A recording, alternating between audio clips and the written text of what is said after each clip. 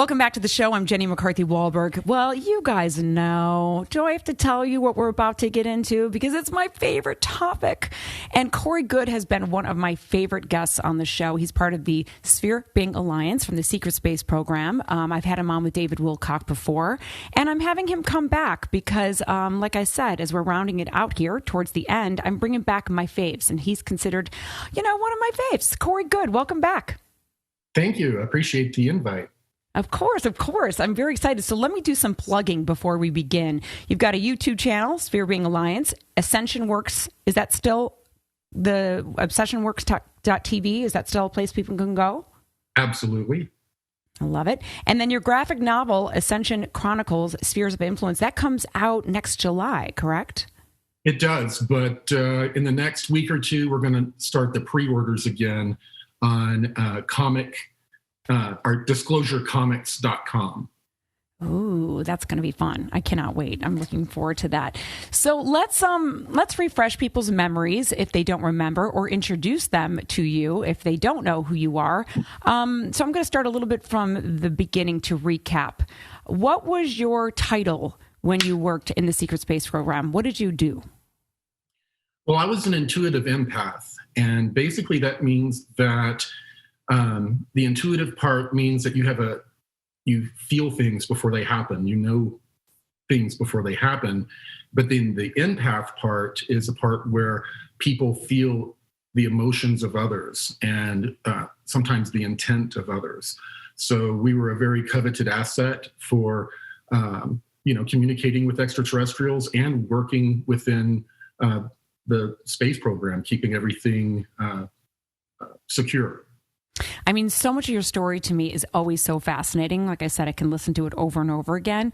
And I even I want to go back even further, which was when you were younger, how they found you. And this was a method they did by doing these tests, standardized tests. And they found certain kids that I guess tested as intuitive. Is that correct? Yeah, this was in Texas, and it was the beginning of them testing. They were starting the widespread testing, where you fill in the little dots. That hadn't come about yet, but they were developing it. But apparently it was also developed to help them identify people with special abilities to be able to be pulled into these military programs. And actually, my family had been a part of a genetic manipulation program going back to World War II, when one of my grandfathers, who was a conscientious objector, joined this program similar to the white coat type of program, to where instead of fighting in the war, they were injecting him with various diseases or cures to diseases to see, how he would react. They were battlefield. That's a brave man right there. Very proud of its service up until the day he died. Wow. And so is that why you think there was a link from him to you as to why you were selected? Yes, I was told that they were injecting them with viruses, and viruses can be used as a carrier device to make genetic changes because they invade the cell and then make changes to the RNA and DNA. So they were using viruses in my grandfather to try to have an effect on his DNA, and then over time, the DNA of his family line. So I imagine they didn't do it to just him. They must have done it to other people. But did some kids take to this genetic experiment and some kids not? And you were one of the ones that did. Right. There would be, let's say if they did 1,000 people during World War II, and then each of them, they have 3 kids, and then those 3 kids have 3 kids. So you have all of these offspring, and very few percentages of them have the gene turned on that gives them certain abilities. And being an intuitive empath was just one of the abilities they were looking for. They had, it was kind of, like X-Men kind of stuff. They were looking for kids that, they could play with their genetics and enhance latent abilities. And this genetic experiment type stuff, and you said they do this through a virus, and all I can think of is COVID right now. In some weird twisted world of more of conspiracy theory, but a virus like COVID be doing something, altering our DNA? It could. And actually, I am told through my sources in the programs that that's how extraterrestrials have been tinkering with our genetics over thousands of years. They bring a virus down that's genetically programmed to tweak certain parts of their DNA, and the DNA unfortunately kills off the weak, and then those who survive, a certain percentage of them, the genetic change is made, and then it becomes a dominant gene that percolates through the rest of the genome. But then doesn't that go against our free will for them to come in and do that? Well, it does in a certain way, but they have to tacitly have us be a part of it. They have parts of human civilizations that are part of these secret space programs that are complicit in the genetic programs and working with ETs.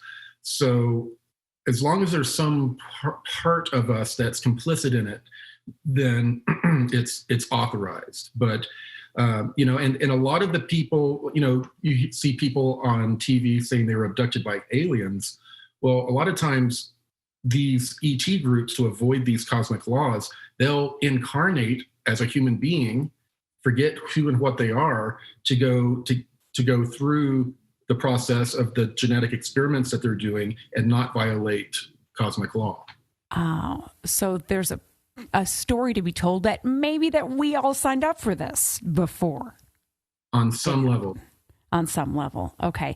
So now let's move into the My Lab program, because to me, that's just so fascinating. It feels like a movie, where they take these kids and they pull them out of school where I guess some of the parents think that you're in school, correct? Yeah. I mean, it is like in a movie. Yes. The kids either from, gifted programs or a lot of the kids that have intuitive empath abilities, they like to pull people out of families that, are kind of broken families, because the kids are used to getting smacked around. And they put those kids in another type of program, for kids that are underachievers. And they segregate them from the rest of classes. I mean, the rest of their schoolmates. And then they're taken off campus in vans, 2-3 times a week. And they're gone for the whole day. When they come back, people assume that they were, at the local museum or something like that. But really, many of them were going to the same air base that I was going to be trained. And in this training, I remember you talking about they didn't treat you very nicely. I mean, a lot of the kids were tortured, correct? Absolutely. Electroshock therapy was used. Injections were given against our will. We were put in situations where we had to fight each other, or simulations that were horrifying. Like I said, there was a reason that they went after children from broken families. It's because those children could handle the stress and being slapped around a lot more than a kid that came from like a Warden June Cleaver kind of family. They would just collapse under the pressure. You're right. And was that kind of virtual reality? I remember you talking about that, of like having to fight like creatures, crazy looking creatures. And that's to desensitize you possibly, or to see how good you're doing, or maybe both? It was actually a part of training. It was, they would run different simulations. You would train to interface with ETs. You would train to fight with ETs, or in situations that were insurmountable, teach you to work in teams, to fight these unwinnable situations, but also, to desensitize you to warfare and to different types of behavior that you would encounter later. And this is virtual reality before virtual reality even came about, correct? Absolutely. And some people may note that I talked about genetic manipulation in World War II. That's before really that was discovered, right? Genetics was really understood. Well, we've been working with ET races that have been giving us technologies, and including ways to affect how we age, what we can remember. There's just a whole lot of different technologies that ETs have given us, positive and negative ETs. I know. I can't wait to get into that. And just to go back to that virtual reality, that kind of reminds me of that movie. Is it Divergent? What's the name of that movie? Right. I'm trying to remember the name of it too, where you had to kind of figure out that you were in. Yes, like she was in a water like case, and she's like, "This is not real," and she was able to break the glass. And they were like, "How the hell did you do that?" But I was like, "That kind of reminds me." They had to put safeguards actually on virtual reality, because kids, they would immerse you, and then you would just all of a sudden be in a situation and not really have a memory or even be thinking about where you came from or how you got there. You're just in it and you're focused on it. And then some of the kids would realize that they were in a virtual reality environment, and they started being able to do supernatural kind of things in that environment. It was kind of like having a lucid dream. Oh, and wow. It was like we were having a joint lucid dream. And some of the kids would realize what was going on, and they had to be pulled out of the simulation because it would mess it up for everyone else. Oh my God, that's kind of cool in a way, but not to say cool, and because I know it was like torture, but it seems like if it was a sci-fi movie, it would seem cool. And how long did that go on for? How long was my lab training for? 6, 7 years old was when it started, and it ended right before my 17th birthday, when I was actually drafted into the secret space program from that MyLab training program. That's a long time, Corey, to be in there from age 6 or 7. I mean, it's hard to imagine like not coming home and being like, "Mom, let me tell you what happened today." They wiped your mind a little bit too, right? Well, yeah. I mean, I would be picked up in a white van, taken to Carswell Air Force Base, go underground, do all sorts of amazing training, maybe even interface with an extraterrestrial, see an extraterrestrial. At the end of that period, they take you and set you in front of a big movie screen with headphones on. They give you injections, and they start playing like a video of you visiting the Fort Worth Natural History Museum or something like that. And then you hear the actual person giving the tour, and you believe that when your parents pick you up, you talk about looking at the dinosaur bones or the big crystals or a memory that was implanted in you. And then it's over the days and weeks that starts to fall away, and you start having bits and pieces of the actual memories start coming back, but they don't make a whole lot of sense. That's scary, because if they were able to do that back then, it makes me think, what are they doing to us now? They were able to do that. Like, I don't know. I'll blow your mind. The people that were doing it back then are the people that are doing it now. There's a big people from the future, like a Space Force people working in like 2036 are working with time technology, temporal drives, and other technologies that allow them to travel back and forth in time, and also create a time bubble out in space where they're able to do projects for long periods of time. They pull people from the 1950s. They pulled me from the 1980s, people from the 1970s, people from the 2020, 2025 were all pulled together into this one temporal reality where they were working on a problem together. So we were working with people from many different decades. Wow, that's really freaking cool. And inside that bubble, can you age inside that bubble? Yeah, time is a very local event. Gravity creates time. And we have these electrogravitic craft. So we're creating time bubbles, space time bubbles. And within every space time bubble, time flows at a different rate. And you can control the rate. You can make time speed up, or you can slow it down and give yourself more time to resolve a problem that you don't have much time to work on. So the people's minds are going to be blown through disclosure, not about aliens and things going out in space, but their minds, because we're just now starting to understand, spatial mechanics, how big, vast space is, but we don't really understand how time is. And, and that's going to be the biggest mind blower is, that we're dealing with all different times. There's people that like you and other people out there that are talking more about time, space, time more and more, that it's dropping that seeds, like you said, just kind of waking up people's consciousness. Even if they don't know what it means, just hearing it allows you to kind of open your mind a bit more. So going back into your story, so you're at 16, age 17, you go into the secret space program, and that's when you go off planet and you're away for 20 years. And I'll just keep it simple and say the first 20 years. And the 20 and back is what I didn't get to talk to you on your other two interviews. So I want to go there for a second. So you go in outer space, and where are you living and working? Where do you reside in outer space?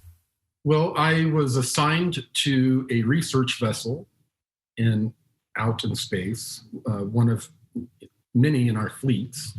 And the captain at the time did not want me on board yet. I was just before I turned 17. And he said he didn't want another kid basically crying for mama, for the next year on his ship and having to manage that. So they brought me off to a program that was based on the moon. It was called the Intruder Intercept and Interrogation Program. And it's a lot like Men in Black, but it's solar system wide. They would capture ET groups coming into our solar system without permission and interrogate them, find out where they came from, and either send them back and tell them not to come back again, or establish diplomatic relations with them. So I was a part of that program for about 10 months, and that was horrifying, and I became seasoned, and I was then brought to the research vessel where I was stationed for the remaining 20 years, but I was loaned out to Mars, to all over the place because of the coveted ability I had, the intuitive empath ability. And can you describe a little bit like a day in the life? You wake up, what do you have for breakfast? What does it look like? Typically, it was an extremely boring existence. I worked with, they had me working with engineers and scientists to use intuitive abilities to help them solve problems, or to take unrelated programs and find a way for them to come together and produce something bigger. And I would spend just hours setting up lab setups, cleaning the hallways and walls with a spray bottle and a rag. It was just very tedious for most of the time, but that small 1% of the time when crazy things happened, those are the things that we remember, the most. But it was a lot of boredom, a lot of tedious time, and I spent a lot of time looking at what we call a smart glass pad, which looked like a piece of, just clear glass or plastic. You put it on your fingers, and it bioneurally interfaces with you, and you can start looking at all of this information from a database. And because I had a lot more access working with the scientists and the engineers, I was able to look at, I had access to amazing information, a lot of which I didn't even understand, but that's a lot of the information I've delivered since I've, come out. Corey, we were talking about when you were on the lunar space, is that what it's called? Something LOT? Help me out. I don't know the lingo. Oh, the Lunar Operation Command? Yes. Is that where you were residing before you went on the ship? No, this was a dark fleet type of base. It's more of kind of like the Nazi kind of fascist group. Wow. But it was a separate base that was on a different part of the moon, and it had a prison, and they had stasis chambers. Some of these ET beings, they have clones all over the place, and if you kill them, they just have like a backup. Their consciousness pops up in a clone somewhere. So if they capture one of these beings, they will put them in a stasis chamber, and it's kind of like putting a genie in a bottle that they can't escape. They're kind of stuck in stasis. So they have prisons where they have a bunch of these different beings, in cells and in stasis chambers. Doesn't that shit kind of scare you though, Corey, when you see like Elon Musk making these like quantum intelligent computer consciousness? I mean, like I get scared. Do you? Well, yeah, because that's one of the big problems that extraterrestrial races have and human space programs, is that there's this ancient consciousness out there that we call artificial intelligence. So we call it an AI god. And there are complete solar systems and galaxies that have been taken over, like Battlestar Galactica, to where they create technology, the technology then takes over eradicates the biological life and then kind of mimics it, but in a way that makes sense to the AI, that has order, because biological life doesn't, advanced so-called like us, it doesn't make sense to this consciousness, the way we're behaving with our environment and everything. So it basically comes in, mimics us, takes over, and then eradicates us. And that's one of the biggest enemies we have, out in, the universe. So if they eradicate us, what is their goal then? Like, don't they need us to play around with? No, not after a certain point. They have what look like biological beings, but they're synthetic. Oh. And they mimic in our solar system, they would mimic humans, but then they pretty much eradicate human beings and then take over managing the biosphere in a way that they think makes more sense, that has order, instead of all the chaos that, many biological life forms, when they're advanced, bring to their planets. So would you consider Elon Musk to be a good guy or the jury's still out kind of guy? Well, I don't know. I mean, there are people out there that are AI prophets that think, there are two ascension paths. One is the spiritual path, and one of them is the technological path, where you take your consciousness and put it into a computer backup. I don't have any information that Elon Musk is either one of those. He could just be someone that's out there following the trends, doing, the work that seems to be, trending, and it happens that is being manipulated. I couldn't tell you, but, a lot of the people that are working for this agenda to make it happen don't know what they're working for. They don't know what the big picture is. I see. And when you see stuff like SpaceX and considering the journeys that you've gone on, do you look at something like SpaceX and kind of giggle? Well, I mean, it is kind of ridiculous that, all these changes in material science that are amazing, since the 40s and 50s, but we haven't done anything other than the combustion engine, that's right. Kind of crazy. But yeah, we have electrogravitics that we could, if they would release the technology, we would be able to bring satellites up, do everything we want easily. But they need to have the facade of needing these booster rockets because they don't want us to know about the technology. And the reason they don't want us to know is because it involves free energy and a lot of other technologies that would completely change life on Earth, but take away the power of all of the elites, because it's all, about energy. I know. And I know within the community, people are anxious, of course, to be like, bring the disclosure already. It's so frustrating. This drip is getting really freaking annoying. Going back to your time on the secret space program, did you have any, because you were there 20 years the first time, did you have a girlfriend during that time up there? Not exactly a girlfriend. There was a person who I call Ensign Wheeler, and she was a part of the programs like I was, and she worked in the comms. She had access to all sorts of areas of the ship. Most of us didn't have access to. And I thought that we had a thing going, but she was socially engineering me, like she was other people on the ship, to get access and information, because she was a part of this alliance that was trying to expose the negative things going on. But there was, kind of a relationship there.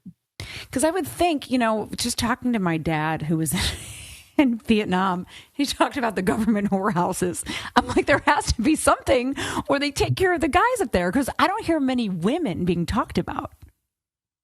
True. But there were a fair amount of women, kind of like what you would see on a naval vessel today. There's a lot of discipline in an environment like that, as you would imagine. This is like top secret stuff that's like really important. But the few women that were on these vessels were very popular. I bet. And I want to kind of go into the whole concept of genetic experiments. for people that they don't know what the hell it means. Can you just try to break it down and unpack what it means? Yeah, I mean, the planet that we're on is a giant experiment in ascension. And what has occurred is that we've had ETs coming in over millennia that are slowly playing with our genetics to enhance our genetics to where we have, like a larger brain or the ability to speak, different things like that to cause us to evolve. And when they can only go so far tinkering with your physiology, they also have to affect your spirituality. So then they've brought in all these religions, come and walk amongst us, and we're like, oh, an angel or a god, and then impart information. That information affects our consciousness, causes it to expand or not expand, depending on what their agenda is. So these experiments are genetic. They come in and they tinker with our genes. They bring in genes from all over the universe that they've collected and splice them in to kind of get the results that they want. But they also tinker with our consciousness. And who is the one that is deciding to keep it an even playing field? You said like they also bring in spirituality because they can only go so far one way. Who's governing that? Well, there is a cosmic law with different layers of beings that manage different things. I mean, the blue avian beings were a part of this group that are basically guardians and of this entire galaxy. So they are on a higher plane. They're a higher density being, higher consciousness being, and they found a way to transcend this physical experience. They come in and they manage things, but a lot of times what they're doing is they're karmically tied to us, because let's say the blue avians, they came back during ancient Egyptian times, delivered information that became a religion, it got perverted, and then that karmically entangled them with us. They cannot evolve anymore until we evolve. So they're karmically, a lot of these higher beings are karmically tied to us, and they're trying to keep other beings from coming in and tinkering with us in a way that's going to prevent them from having their agenda of ascending to higher levels. And I remember reading about this karmic wheel that we get stuck in. Is that a real thing? Yeah. Where we reincarnate and we're stuck in it? Right. And a lot of us get really caught up in these different past lives. When I brought it up to the blue avians, Raw Tier Air, the blue avian that I interacted with, leaned in real close and said, "We are one or we are not." And basically telling me not to get caught up in all of these past lives, because the distortions, the traumas that we have in this life will cause us to identify with being, Genghis Khan or whoever. But the fact is, we were all Genghis Khan. We were all Cleopatra. We were all the guy down the street. We are one. We are the same consciousness having many different experiences. It's like, someone dropped a coin in a video game and leaned back, and they're playing all the characters at the same time. Right. That's why when you say, I love you or I hate you, you're talking to yourself. Yeah. And Law of One, Ra talked about that also, of like, don't get caught up in your past lives. And to me, that makes perfect sense. I'm talking to Corey Goode. You guys can check out, I'm not done with you, Corey. I'm just going to plug all your stuff. Where can people find, if they're like, oh my God, I'm loving what he has to say, where can they get even more information right now? Well, my Sphere Being Alliance YouTube channel has a lot of free information that covers a lot of my information. I'm also delivering through my online courses and what will soon be an online platform, ascensionworks.tv. Those are the places where you can find my information most readily. So excited about Ascension Works TV. I loved your course too. I absolutely got so much out of that. Thank you for doing that. And I'm looking forward to many more. People talk about light workers, star seeds. Do you know, since you worked with ETs, do you know what star family you're from? Well, I'm told that I and members of my family had incarnated here from the Blue Avian group. So that's cool. Yeah. So basically, many people that we call star seeds or light workers are people from ET groups that have agreed to reincarnate here, forget who and what they are, just to be able to bring up the vibration of the planet and to fulfill certain missions. And many of the people in the audience right now listening may have just realized that they're a starseed. And a lot of starseeds, it's not like they come here and have it very easy. It's actually a very difficult journey, correct? It's very much the opposite. Just imagine coming from a civilization to where everyone is connected emotionally and, mentally. There's no insecurities. There's not hatred. There's not war. None of these things. And then you accept to go down to this third world planet that all of these horrible atrocities occur on. Going in, it's going to be bad, but when you actually land your feet on the ground and you've forgotten that you're an ascended being, it's not an easy time. People suffer from depression, PTSD, just from this world. It's not where we're from. And on your 20 and back, this is, and the reason why we say 20 and back is you're about to find this out, audience. It's because what do they do after 20 years of you being in the secret space program? Well, if I hadn't lost you already, this is usually where we lose people, because at the end of that 20 years, they age regress you with a pharmaceutical means. They put you into a light coma. They strap you in, and they inject you with this cocktail that they play with using frequencies to dial back your biological age. And at the end of that, they slide you into this giant, what looks like a big tube or MRI machine that's just a solid tube.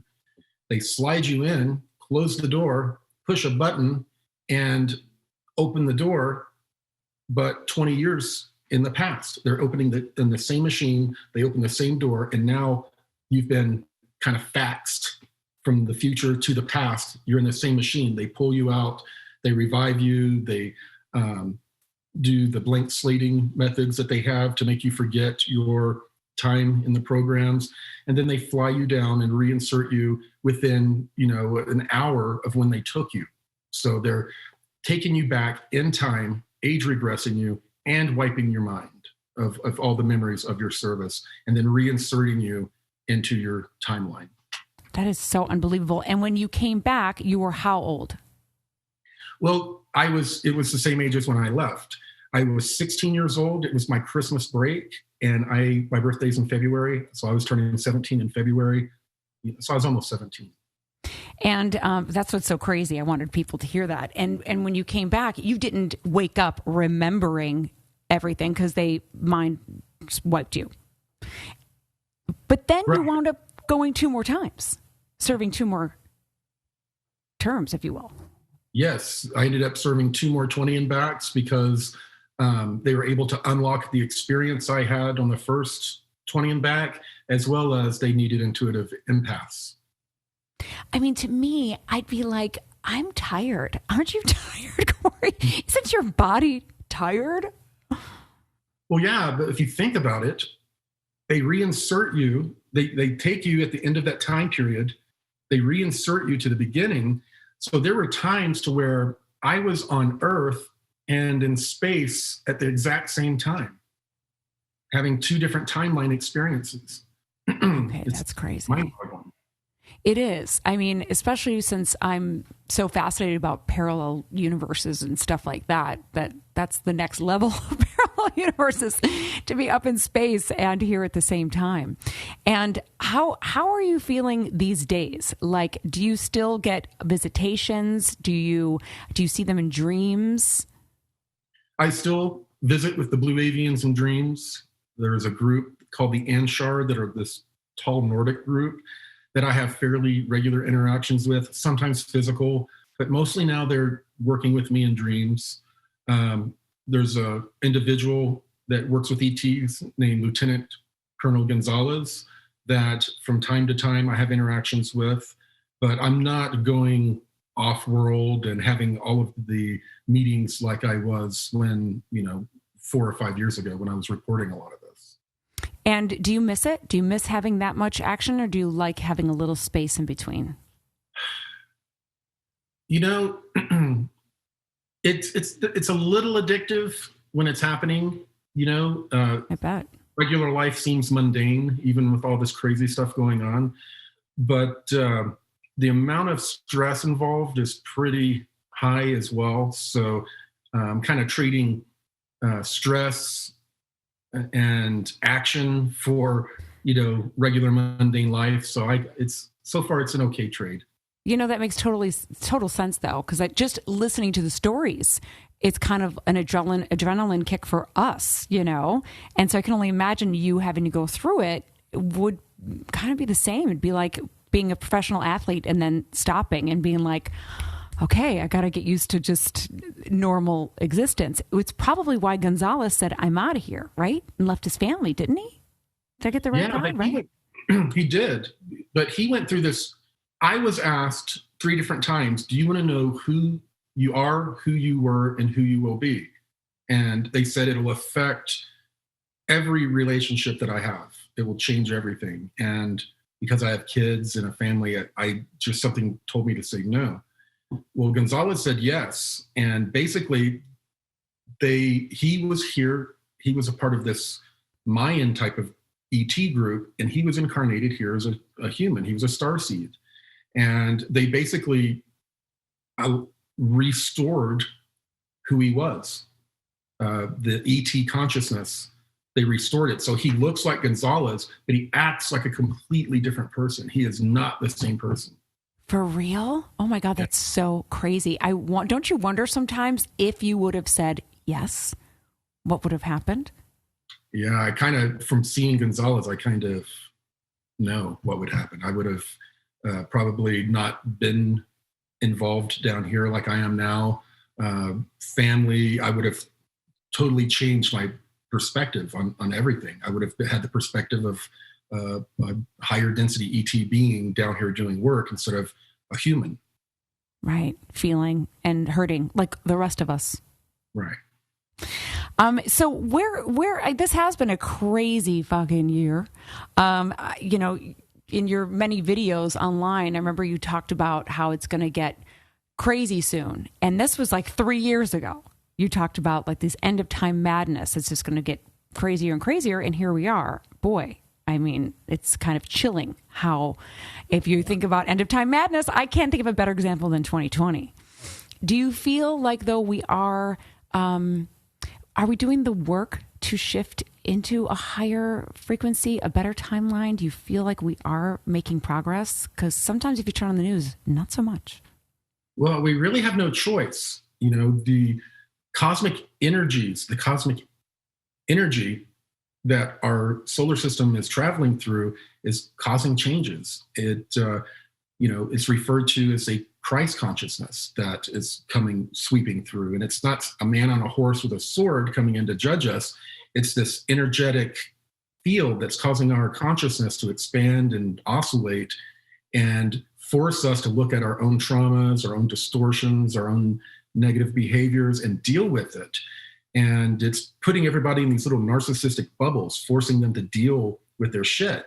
And if they're not dealing with it, if they're too narcissistic and cannot look at their own shit, then it's just, they explode into these crazed people that we see all around us right now. The people that have done the work are not completely losing their minds. No, managing a little bit. And that's why you guys have been talking about taking all these courses all year long. I'm like, we've got the time. Let's go inward and try to heal ourselves. Because if you think 2021 is going to get any better, it's probably not. But our perception of it can change that reality. This topic is the whole reason I did the Accelerating Ascension course. It was to help people, deal with their traumas. When I talk about ascension, I'm not talking about people floating up and just going to heaven. Ascension is an expanding of consciousness. It's just our consciousness expands as a collective. And then we have all of this, new area to play and learn. So, a lot of people are bringing their traumas and bad karma into that situation. And, the course was, to help people focus on dealing with with those things so they can have a more positive experience in this expansion process. You guys did a great job breaking that down. Is that still available where people can sign up and take that course? Yeah, actually on ascensionworks.tv, we have, as you scroll down, there's an area where you can still purchase it. And I'm about to make changes to the course to make it a little cheaper and more accessible by removing a lot of the extra content that I'm going to re-release soon. You guys, this course is so great. Like literally, I could not wait every week to sign in and watch it. It's called ascensionworks.tv. So you guys can check it out. Also his YouTube channel, Sphere Being Alliance, and keep an eye out for his graphic novel, Ascension Chronicles, coming out in July. Corey Goode, is there anything else that we can bring up, talk about, remind people of? Well, I mean, right now, with everything going on with the elections, and people are focused on that, they don't see what's going on in other countries. It is crazy out there right now. I think it's really important for everyone out there who considers himself a light worker or a positive being to take advantage of that narcissistic bubble we're being put in, because the only way out of it is in. And, do the inner work, try not to get caught up in other people's karma. Everyone is in like a little volcano, and, stay out of other people's business. You're going to get sucked in, and it's just going to be that much more of a process for you during these crazy times. So be a little selfish, focus on yourself, and, do what needs to be done to make sure you have balance. Right. Go inward. It's your only, what do you usually say? No one can save you but yourself. Right. But yeah, that's the main thing is we need to stop looking to the skies for a savior and become our own saviors. Well said. Corey Goode, thank you so much. I can't wait to continue this conversation yet again somewhere else, because I'm sure we will. Much love to you and your family, and I appreciate your time. Thank you. Thank you.